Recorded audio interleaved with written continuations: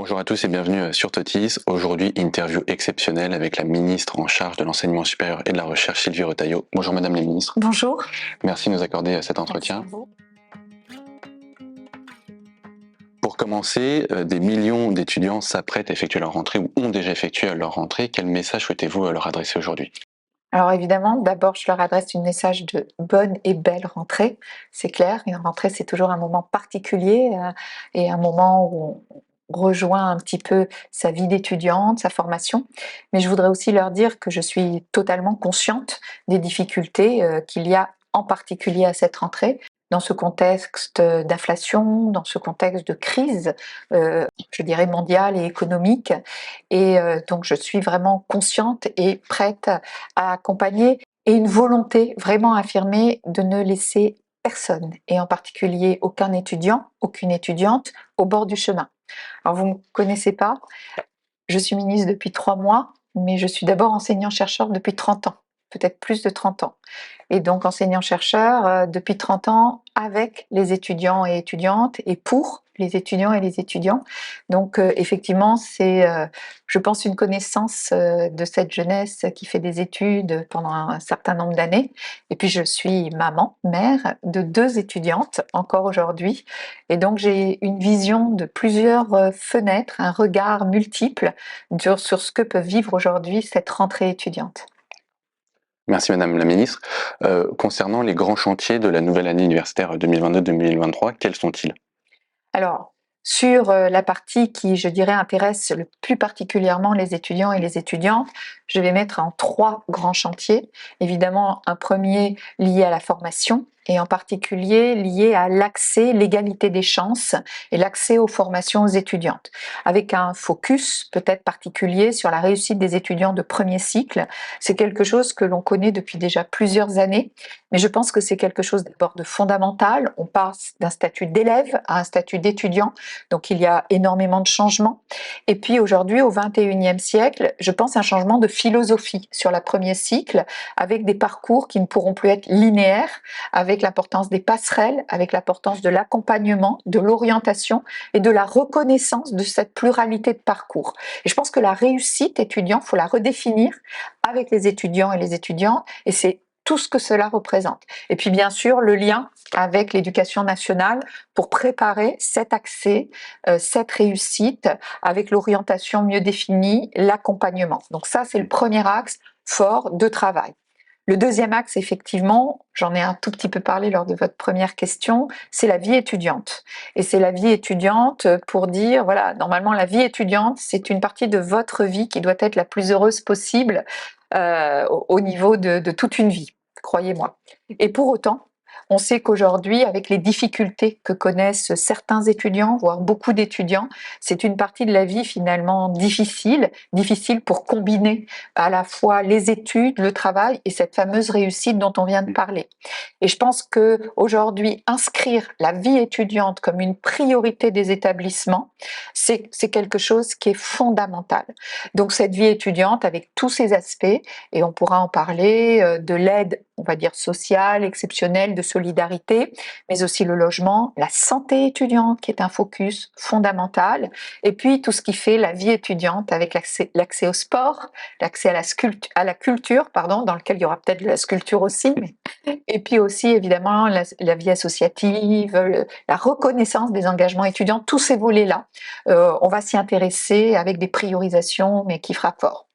Et puis le troisième volet que j'aimerais mettre en avant, c'est évidemment un volet transversal, que ce soit à la formation, à la vie étudiante, à la recherche, avec tout ce qui est transition écologique, l'environnement, le développement soutenable.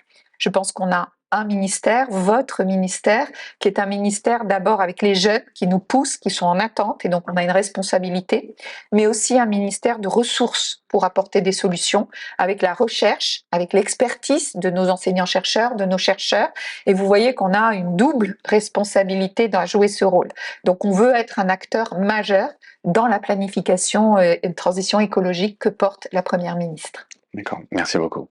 Est-ce que maintenant on pourrait s'arrêter un peu plus longuement sur les nouvelles mesures mises en place à destination de tous les étudiants et puis plus particulièrement sur les étudiants boursiers ? Alors déjà, merci de la question, parce qu'en cette rentrée, c'est fondamental. Donc, je vais vous faire, comme vous le demandez, un focus effectivement sur les mesures d'urgence, des mesures que nous avons prises dès notre arrivée, avant l'été, pour qu'elles puissent être en place et dont les étudiants peuvent bénéficier là, maintenant, dès qu'ils arrivent. Donc, sur les boursiers, on va dire. Donc, sur les boursiers, vous avez l'augmentation, la revalorisation des bourses, de 4% des bourses. C'est une augmentation très forte par rapport à ce qu'il y a eu avant, qui complète l'augmentation de 3,3% qu'il y a eu dans le mandat précédent. Et nous verrons ensuite que nous allons réfléchir à une autre réforme des bourses par la suite. On pourra peut-être en reparler.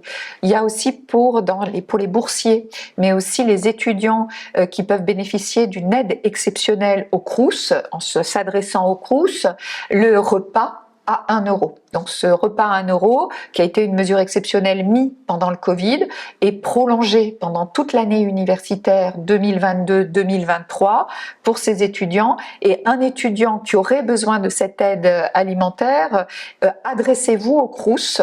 Même si vous n'êtes pas boursier, le Crous regardera le dossier et vous pourrez en bénéficier suivant l'avis du Crous. C'est quand même 100 euros pour un étudiant qui mangerait midi et soir. Ça représente environ 100 euros d'économie par mois. Donc c'est une mesure importante pour les étudiants. Pour les étudiants, je ne ferai pas les boursiers non boursiers, j'en fais une étape intermédiaire, qui sont soit boursiers, soit qui touchent l'APL. Donc, pour tous ces étudiants, ils sont en train là de recevoir une aide exceptionnelle de solidarité sous la forme d'un chèque de 100 euros à la rentrée. Et donc, ça représente une mesure qui va toucher à peu près la moitié des étudiants, entre les boursiers, ceux qui touchent l'APL et ceux qui ont bénéficié d'une aide exceptionnelle du Crous. Et puis pour tous les étudiants, vous avez le gel des droits d'inscription qui a été refait, le gel des loyers du Crous aussi qui a été refait et qui a été continué. Et puis vous avez aussi finalement un étudiant qui n'est pas boursier mais qui a besoin soit du chèque alimentaire, soit du repas, doit s'adresser au Crous. J'insiste sur ce message, qui pourra lui proposer, le faire bénéficier de mesures exceptionnelles au niveau solidarité. D'accord. Merci encore une fois. Il y a un certain nombre d'aides, on vient de le voir, et puis de nouvelles aides aussi. Pour autant, il y a souvent des étudiants qui se plaignent du manque de lisibilité, du manque parfois d'interlocuteurs. Qu'est-ce que vous répondez à ça justement? Alors, je crois que c'est une question fondamentale, parce que là, je vous ai parlé des aides d'urgence qu'on a mis en plus à la rentrée. Effectivement, il existe d'autres aides, et on s'est aperçu, moi-même, en listant un peu ces aides, on a entendu que ces aides étaient peu connues et que les étudiants avaient du mal à avoir accès à la formation. Et donc je dirais deux choses. Quand vous avez un problème, adressez-vous à vos Crous. Évidemment aussi à vos établissements. Les établissements aident beaucoup, ont des mesures spécifiques dans les aides, mais les Crous. Nous avons un lien au ministère et l'État particulier avec le Crous, donc nous pouvons suivre les aides et voir si les besoins sont là pour les étudiants. Encore une fois, je répète, l'objectif de ne laisser personne au bord du chemin.